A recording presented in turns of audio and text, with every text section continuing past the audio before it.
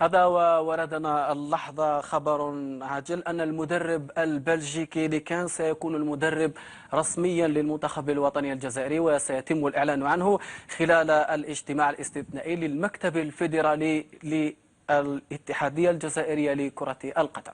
قاريا وفي أخبار ممثلي الجزائر، أجرى فريق مولودية حيث يسدل الصيام المواجهة أمام زامبيا من أجل تجاوز عقبة المنتخب الجزائري يوم 12 نوفمبر المقبل بمدينة أويو.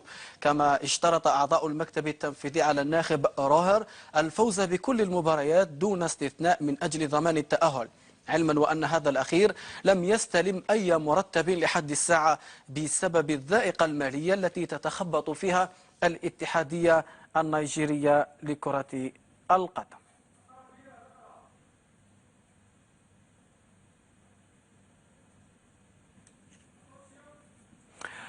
المدرب البوسني سافيت سوزيتش فند اتفاقه مع رئيس الاتحادية الجزائرية لكرة القدم محمد روراوة على تدريب المنتخب الجزائري، مؤكدا أنه لم يصله أي عرض رسمي من الفاف في تصريح لقناة الهداف. نفى المدرب صفات سيزيتش حصول أي اتفاق مع الاتحادية الجزائرية لكرة القدم من أجل تدريب الخضار، مثلما كشفته مصادر مقربة من الفاف، مفندا كل الشائعات التي ربطته بخلافة السربي ميلوفان رايفاتس. المدرب البوسني أكد أنه لا يملك أي اتصال من الفاف أو أي طرف من الجزائر، وهو ما يعني أنه لن يكون المدرب المقبل للخضار. وقال سيزيتش للهداف: Écoutez, je vais vous dire une chose. Moi, j'ai aucun contact. Il y a déjà le journaliste d'Algérie m'ont appelé, mais je suis pas au courant du tout. J'ai vraiment rien à vous cacher, mais j'ai aucun contact. C'est pour ça que je veux pas en parler parce que j'ai pas de contact. J'étais contacté par personne. Je peux rien vous dire parce que j'ai vraiment pas été contacté. Personne, même pas au téléphone. J'ai parlé avec personne. ومن جانب آخر، ينتظر أن يصل المدرب الجديد للخضر مساء الخميس، على أن يكون الإعلان فيما بعد عن اسمه لوسائل الإعلام والجمهور الجزائري، الذي ينتظر بشغف هوية هذا التقني في ظل السرية الكبيرة التي تتعامل بها الفاف مع هذا الموضوع.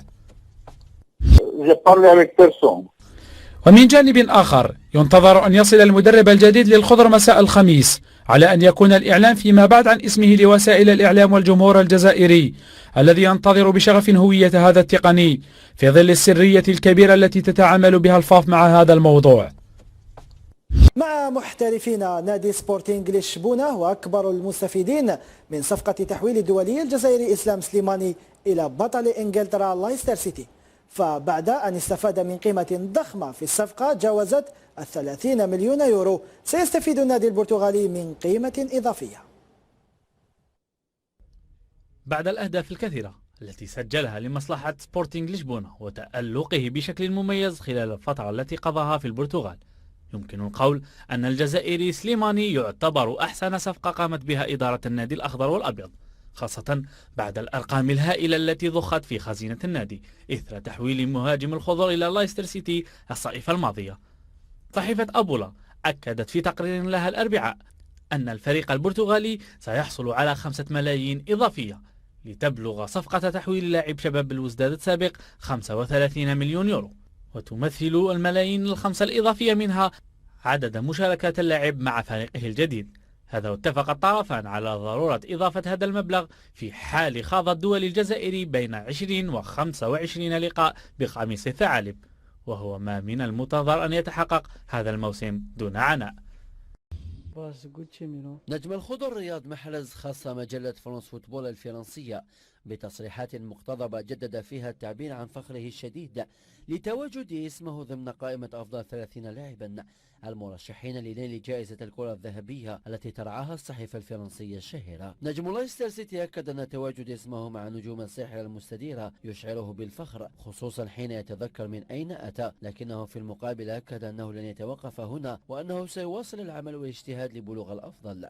وقال محرز: فخور جدا ببلوغ هذا المستوى، خاصة حين أتذكر من أين أتيت، ولكن مع هذا سأحافظ على تركيزي ولا يجب أن أتوقف عند هذا الحد، سأواصل العمل أكثر وأكثر دائما. لويس فرنانديز المدرب الفرنسي السابق للمنتخب الغيني وفي حوار خاص أشاد كثيرا بثنائي المنتخب الوطني ونادي لايستر سيتي رياض محرز وإسلام سليماني، إذ قال عن الأول أنه يملك كل المواصفات التي ترشحه للعب في العملاق الكتالوني برشلونة. Il le sera parce qu'il a quand même réussi quelque chose d'extraordinaire. Il a quand même réussi à s'imposer dans un championnat qui n'est pas un championnat facile, l'Angleterre. Il a fait des choses extraordinaires. Il a apporté par sa vitesse, sa rapidité, sa percussion, son dribble, ses buts, ses feintes. Non, mais je trouve que Mahrez, c'est le joueur, il est fin comme joueur. Je pense qu'il peut jouer dans un grand club comme le Real ou comme le Barça. Hein. Il en a des qualités. Hein. Il peut, s'il continue à jouer de la sorte, à être aussi sérieux, assez appliqué, je pense que Mahrez, c'est le garçon qui va être dans... Il est déjà dans un club, bon c'est Leicester, c'est sûr, mais il sera dans un grand club, il va jouer dans une grande équipe parce qu'il a des qualités, mais il faut pas que... faut qu'il maintienne ce niveau d'exigence, qu'il maintienne ce niveau pour rester le plus haut possible. فرنانديز أشاد بعد ذلك بهداف الخضر إسلام سليماني الذي اعتبره قناصا حقيقيا للأهداف. Slimani c'est l'attaquant puissant, costaud, solide, qui déménage, qui fait un peu le nettoyage, mais et qui est aussi qui a le sens du but, il marque des buts, parce que quand on l'a vu au Sporting pendant les dernières années, c'est un buteur, c'est quelqu'un qui fait un bien énorme pour les partenaires qui sont à côté. Les partenaires à côté profitent énormément de sa présence parce que c'est quelqu'un qui nettoie bien et qui empêche bien, et qui est un formidable remiseur, qui est un formidable joueur de tête, il a une puissance, il est athlétique, il est costaud, il est solide, et il n'est pas si maladroit que ça, attention. Voilà. رغم أن المفاوضات بين محمد روراوة رئيس الاتحادية الجزائري لكرة القدم والمدرب البلجيكي مارك فيلموتس وصلت إلى طريق مسدود، إلا أن سفيان حني قائد نادي أندرلخت البلجيكي وفي تصريحات إعلامية نشرت الثلاثاء أكد أنه لم يفقد الأمل في إمكانية رؤية الناخب البلجيكي السابق على رأس العارضة الفنية للخضر، كاشفا في ذات السياق أن ما تم تداوله في الصحافة بشأن فشل المفاوضات بين رئيس الفاف والمدرب البلجيكي لا يمثل كل حقيقة، وإنما توجد حسبه تفاصيل في المفاوضات لا يتم الإفصاح عنها للإعلام. حني قال أيضا أن احتمال تولي فيلموتس مهمة قيادة المنتخب الجزائري يبقى كبيرا، رغم حرصه على تأكيد أنه لا يملك أي أنباء خاصة في هذا الشأن. وقال: أعلم أن ما يتم تداوله في وسائل الإعلام ليس كل الحقيقة، هناك أشياء لا يتم الإفصاح عنها. بالنسبة لي لا شيء انتهى، وفيلموتس يمكن أن يكون مدربي في المنتخب، رغم أني لا أملك أي معلومة خاصة في هذا الموضوع. هذا وأكد حني أنه يترقب على أحر من جمر معرفة هوية الناخب الوطني الجديد الذي سيكون حسبه حاضرا في مباراة الجولة الثانية من تصفية مونديال روسيا أمام نيجيريا. وفي سياق آخر نشط قائد أندرلخت الثلاثاء ندوة صحفية عشية المواجهة الخاصة التي ستجمع فارقه بناديه السابق مانلينز، وقال: particulier pour moi parce que j'ai passé 2 saisons à Malines, 2 belles saisons, et c'est aussi grâce à eux que j'ai pu rejoindre Anderlecht. لاعبو مولودية الجزائر يواصلون تحضيراتهم في مركز الفندقة بعين بنيان تحسبا لمباراة شبيبة الثورة المقررة هذا الخميس في بولوغين بداية من 5 مساء. من جهته حارس مرمى مولودية الجزائر فريد شعال يواصل الغياب عن التدريبات بسبب تواجده مع المنتخب العسكري في تربص بوهران، على أن يلتحق الأربعاء لخوض حصة تدريبية واحدة قبل المشاركة أمام الثورة في ظل إصابة بوصوف وعقوبة شوشي. من جانب آخر عقد الرئيس عمر غريب اجتماعا مع اللاعبين طالبهم خلاله بتفادي التفكير في نهائي السوبر أمام اتحاد العاصمة، مقللا من أهمية المواجهة، مشددا بالمقابل على لقاء الثورة الذي يعتبر في غاية الأهمية. نو ماشي معنى نهائي السوبر كاع ما نحكيمش عليه، مانيش نهضر عليه كاع. هاد لاكوب تاع الماء واش حاب يقول هذه كوب كذا، نحوس على البطوله هذه. دونك حنا نوجدوا كان لاعبين ولا مدربين ولا اداره، حنا نوجدوا في المقابله تاع الثوره. عندنا مقابله امبورطون، حنا لي ماتش كاع امبورطون. حنا مقابله السوبر هذه والله ما خممنا فيها.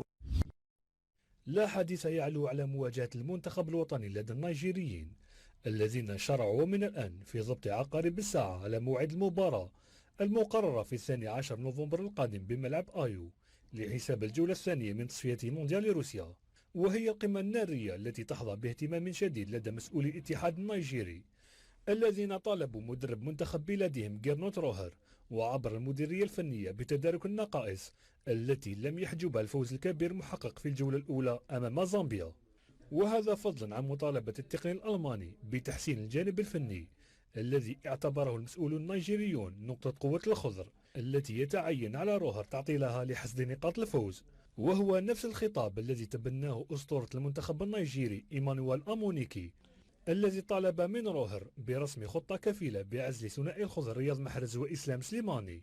وفي موضوع آخر كشفت تقارير إعلامية نيجيرية أن روهر سيعلن هذا الأسبوع عن قائمة اللاعبين المعنيين بمواجهة الخضر، وهي القائمة التي ستضم فقط اللاعبين المحترفين في الدوريات الأوروبية مع الاستغناء كليا عن العناصر المحلية. هذا وستدخل كتيبة النسور الخضراء في تربص مغلق يوم 7 نوفمبر استعدادا لمواجهة الخضر.